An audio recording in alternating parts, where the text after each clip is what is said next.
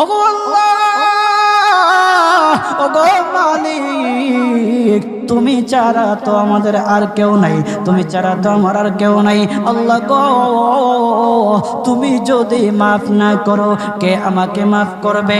তুমি যদি মাফ না করো কে আমাকে মাফ করবে?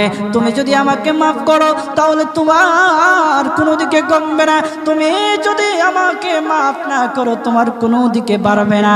আল্লাহ গো, তুমি আমাকে মাফ করে দাও। সারাটা জীবন অন্যায় কাজ করেছি, সারাটা জীবন নাফরমানি করেছি, আমার কাছে কালেমার দাওয়াত কম আসে নাই, আমার কাছে কালেমার দাওয়াত কম আসে নাই, আমাকে লোকেরা কম বোঝায় নাই। ওগো আল্লাহ, তুমি আমাকে মাফ করে দাও। মাফ না করলে কোথায় যাব, কার কাছে যাব? বাবা যখন মারে তখন মার কাছে আশ্রয় নেওয়া যায়, মা যখন প্রহার করে তখন বাবার কাছে আশ্রয় নেওয়া যায়, বাবা মা যখন প্রহার করে তখন দুনিয়ার কারো না কারো কাছে আশ্রয় নেওয়া যায়। ওগো আল্লাহ, ওগো মালিক, তুমি যদি আমাকে মারো, তুমি যদি আমাকে আযাব দাও, ওগো আল্লাহ, কার কাছে যাব, কার কাছে গিয়া মাফ চাইবো? ওগো আল্লাহ, মেহেরবানি করে মাফ করে দাও।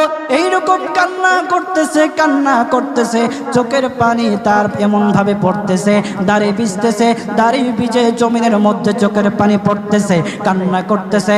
বান্দাটা কান্না করতে করতে করতে করতে আমার আল্লাহর কাছে এমন গ্রহণযোগ্যতা অর্জন করেছে, মহান আল্লাহ রাব্বুল আলামিন তার ডাকে সাড়া দিয়া তার জিন্দেগির সব গুনাহ মাফ করে দিয়েছে।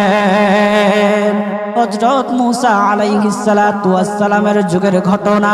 একজন বড় পাপিষ্ট ছিল, জীবনে এমন কোনো গুনাহ নাই যে গুনাহ সে করে নাই। তার গুনার প্রতি অতিষ্ঠ হইয়া, মানুষ তার গুনার প্রতি অতিষ্ঠ হইয়া গ্রামের লোকেরা তাকে হাত পা বেঁধে জঙ্গলের মধ্যে ফেলে দিয়ে আসে। জঙ্গলের মধ্যে থাকতে থাকে, কিছুদিন থাকার পর মালাকুল মউত যখন তার সামনে এসে উপস্থিত, এর আগ মুহূর্তে সে বান্দা আল্লাহর কাছে ডেকে ডেকে বলতেছে, ওগো মালিক, তুমি ছাড়া তো আমাদের আর কেউ নাই, তুমি ছাড়া তো আমার আর কেউ নাই। আল্লাহ গো, তুমি যদি মাফ না করো কে আমাকে মাফ করবে?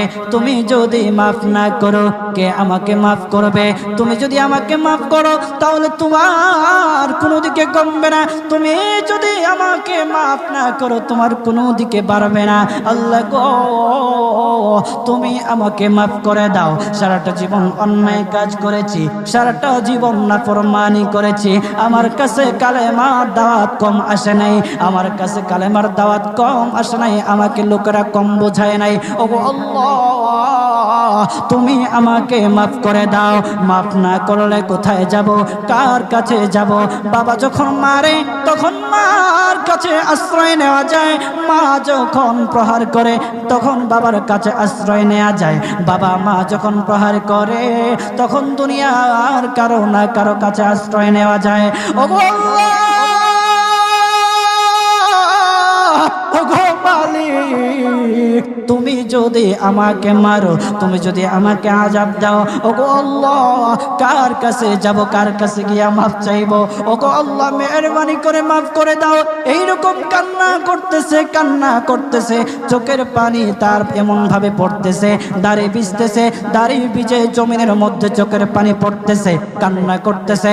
বান্দাটা কান্না করতে করতে করতে করতে আমার আল্লাহর কাছে এমন গ্রহণযোগ্যতা অর্জন করেছে, মহান আল্লাহ রাব্বুল আলামিন তার ডাকে সাড়া দিয়া তার জিন্দেগির সব গুনাহ মাফ করে দিয়েছে। ওই বান্দাটা তাওবা করতে করতে করতে করতে হঠাৎ ইন্তেকাল করে। ইন্তেকাল হওয়ার পরে হযরত মূসা আলাইহিস সালাতু ওয়াস সালামকে মহান আল্লাহ বলে দিতেছে পয়গম্বর মূসা, ও দুস্থ দেখো অমুক জঙ্গলে আমার একটা পাগলা আশেক, আমার পাগলা একটা আশেক মারা গেছে, ওই আশেকটার জানাজা তুমি পড়াও, দাফন কাফনের ব্যবস্থা করো। ও মূসা আর তুমি একটা ঘোষণা দিয়ে বলে দাও, একটা ঘোষণা দিয়ে দাও মূসা রে,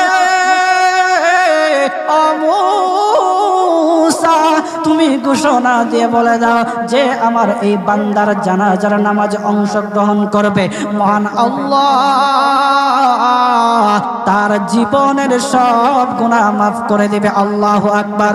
আরো জোরে বলেন না আল্লাহু আকবার, আরো জোরে বলেন আল্লাহু আকবার। হাত উঠায়া বলেন আল্লাহু আকবার, আল্লাহু আকবার।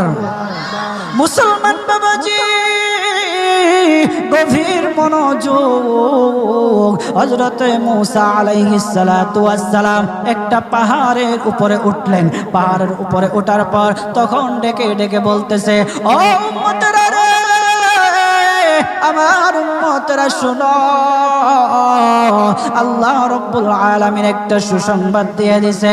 আমার আল্লাহ রাব্বুল আলামিনের একটা আশিক একটা ওই অমুক জঙ্গলের মধ্যে মারা গেছে, ওই পাগলা আশিকের জানাজার নামাজ অংশগ্রহণ করো। যদি জানাজার নামাজ পড়ো তখন আমার আল্লাহ তোমাদের জীবনের সব গুনাহগুলি মাফ করে দিবে।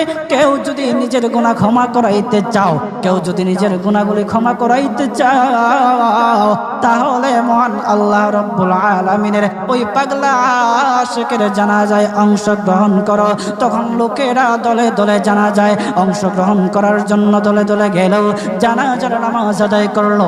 আদায় করার পর পয়গম্বর মূসা আলাইহিস সালাতু ওয়াস সালামকে বলতেছে, ওগো আল্লাহর পয়গম্বর, ও পয়গম্বর, যার জানাজায় অংশগ্রহণ করার কারণে মহান আল্লাহ তার জীবনের সব গুনাহ মাফ করে দেবে। এমন মহা ব্যক্তি, তো এই মহান ব্যক্তিটাকে তো একটা নজরে দেখা দরকার, অবশ্যই দেখা দরকার, আমাদেরকে সেই ব্যক্তিটাকে দেখান। তখন মূসা আলাইহিস সালাতু ওয়াস সালাম বলতেছে, ঠিক আছে তোমাদেরকে দেখানো হবে। তখন যখন দেখাতে গেলেন, দেখানোর সাথে সাথে লোকেরা বলল, পয়গম্বর আপনি কি বলেন, এই লোকটাকে তো আমরা ভালো করে চিনি, ওই লোকটা বড় পাপিষ্ঠ ছিল, বড় অন্যায়কারী ছিল, বড় জুলুমকারী ছিল। ওগো পয়গম্বর, সমাজে এমন কোনো গুনাহ নাই যে সে করে নাই, সমাজে সব গুনাহ করেছে, সমস্ত গুনার সাথে সে জড়িত ছিল, সে জড়িত ছিল। তার গুনার কারণে আমরা অতিষ্ঠ হইয়া তার হাত পা বেঁধে আমরা তাকে জঙ্গলের মধ্যে ফেলে দিয়ে আসি। এই পাপিষ্ঠ বান্দা আল্লাহ তাআলার বড় আশিক হতে পারে কিভাবে, আল্লাহ তাআলার প্যারা হতে পারে কিভাবে? পয়গম্বর মূসা আলাইহিস সালাতু ওয়াস সালাম আল্লাহর কাছে ডেকে ডেকে বললেন, আল্লাহ লোকেরা কি বলতেছে আর তুমি কি বলো? ওগো আল্লাহ, এর সমাধান কি, এর সমাধান কি? সমাধানটা তো তুমি দিয়ে দাও। আল্লাহ রাব্বুল আলামিন পয়গম্বর মূসা আলাইহিস সালাতু ওয়াস সালামকে সমাধান দিয়েছে। বলতেছে, ও মূসা দুষ্ট রে, ও দুষ্ট, তারা যা কথা বলেছে, লোকেরা যে কথা বলেছে সত্য বলেছে, আমি আল্লাহ যা বলেছি তাও সত্য বলেছি। ও পয়গম্বর মূসা, তারা যা বলেছে সত্য বলেছে। ওই বান্দা বড় পাপিষ্ঠ ছিল, ওই বান্দা বড় অন্যায়কারী ছিল, কিন্তু শেষ বয়সে আইসা তার হাত পা যখন বেঁধে, তার হাত পা বেঁধে যখন লোকেরা জঙ্গলের মধ্যে ফেলে দিয়ে আসলো, তখন সে আমার কাছে এমন ভাবে কান্নাকাটি করা শুরু করে দিয়েছে, এমন ভাবে তওবা করা শুরু করে দিয়েছে। আমি আল্লাহ তাআলার এত দয়া, আমি আল্লাহ তার ডাকে সাড়া না দিয়ে পারলাম না, তার ডাকে সাড়া দিয়ে দিলাম। ও মূসা, সে তাওবা করার সময় যদি সবার জন্য সে তাওবা করত, যতজন লোকরা বেঁচে আছে, যতজন উম্মতেরা আছে, যতজন লোকেরা আছে, সমস্ত লোকদের জন্য যদি সে আমার কাছে তাওবা করত, আমি আল্লাহ তার তাওবা মুহূর্তের মধ্যে কবুল করে সমস্ত বান্দাদেরকে মাফ করে দিতাম। সুবহানাল্লাহ, জুড়ে বলেন লিল্লাহি তাকবীর, নারে তাকবীর। কত দয়ার আল্লাহ! একটা বান্দা সারা জীবন গুনাহ করেছে, অন্যায় কাজ করেছে, শেষ বয়সে আইসা শুধু আল্লাহকে ডাকছে, আল্লাহর কাছে মাফ চাইছে। আমার আল্লাহ রব্বুল আলামিন তার পিছন দিকে আর তাকায় নাই, আমার আল্লাহ রব্বুল আলামিন তাকে মাফ করে দিয়েছে। সুবহানাল্লাহ। এখন যদি আপনারা মনে করেন এখন তো ইয়ং আছি, কয়দিন পরে তাওবা টাওবা কইরা ভালো হয়ে যাবেন, এই সুযোগ আপনি নাও পাইতে পারেন। বাজা, যাদেরকে বলা হয় যে কিছু লোক আছে আমাদের সমাজে, যদি ওদেরকে বলা হয় যে ভাই দাড়িটা একটু রাখেন না, নামাজটা একটু পড়েন না, একটু বয়স হোক, পোলা মাইয়া বড় হোক, দাড়ি রাইখা দিন, আছে না এরকম? আপনি কি বিশ্বাস করেন আপনার পোলা মাইয়া বড় হইব? সেই সুযোগ আপনি পাবেন? কতটুকু গ্যারান্টি আছে বলেন? বাবার আগে ছেলে চলে যায়, ছেলের আগে বাবা চলে যায়, আবার নাতির আগে দাদাও চলে যায়, আর দাদার আগে নাতিও চলে যায়। ও বাজার, সময় নেই, সময় নেই। গভীর মন দিয়ে একটু চিন্তা করেন, চোখটা বন্ধ করেন। মাঝে মধ্যে আমার এমন উপলব্ধি হয়, চোখটা যখন বন্ধ করে দেই, বন্ধ করে দিয়ে যখন চিন্তায় লাগে, তখন মনে মনে ভাবি, হায় রে, এত কিছু কার জন্য করতেছি? এই মুহূর্তে যদি মালাকুল মউত আমার সামনে আইসা যায়, আমাকে নিয়ে যায়, আমি তো সাদা কাফনের প্যাকেট হয়ে যাব। এই সম্পদ নেয়ার জন্য, আমার জিনিসপত্র নেয়ার জন্য আমার আত্মীয় স্বজনরা খাড়াখাড়ি, আমি কার জন্য কি করতেছি? অন্তরটা তখন ফেটে যাওয়ার মতো।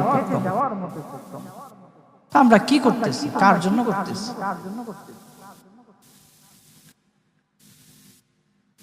আজকে মরে গেলে আপনার সন্তান কালকে আপনাকে স্মরণ করবে কিনা সন্দেহ আছে। কিছু কিছু ঘটনা এমনও ঘটে যে বাবা মারা গেছে, সেই সন্তানেরা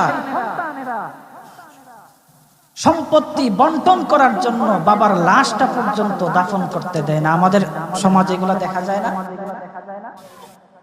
আপনি কার জন্য কি করতেছেন? কার জন্য করতেছেন?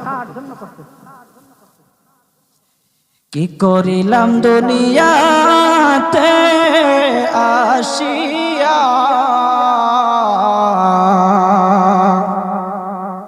দেখো রে মন চিন্তা করে বসিয়া,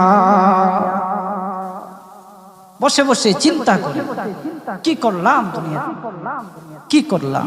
ও বাজান, এই জন্য আল্লাহ রব্বুল আলামিনের কাছে মাফ চান, তাওবা করেন। আল্লাহ রব্বুল আলামিন আপনার ডাকে সাড়া দিবে, আপনার তাওবা আল্লাহ রব্বুল আলামিন কবুল করবে। বান্দা যত গুনাহ করুক না কেন, সব সময় আল্লাহ তাআলার রহমত তার পাশে আছে। এই জন্য বাজান, আমরা যারা আছি, আমরা আল্লাহর কাছে তাওবা করব তো ইনশাআল্লাহ। কথা বলেন না ইনশাআল্লাহ? বলেন, কিপটামি করেন কি লেগে? জোরে বলেন।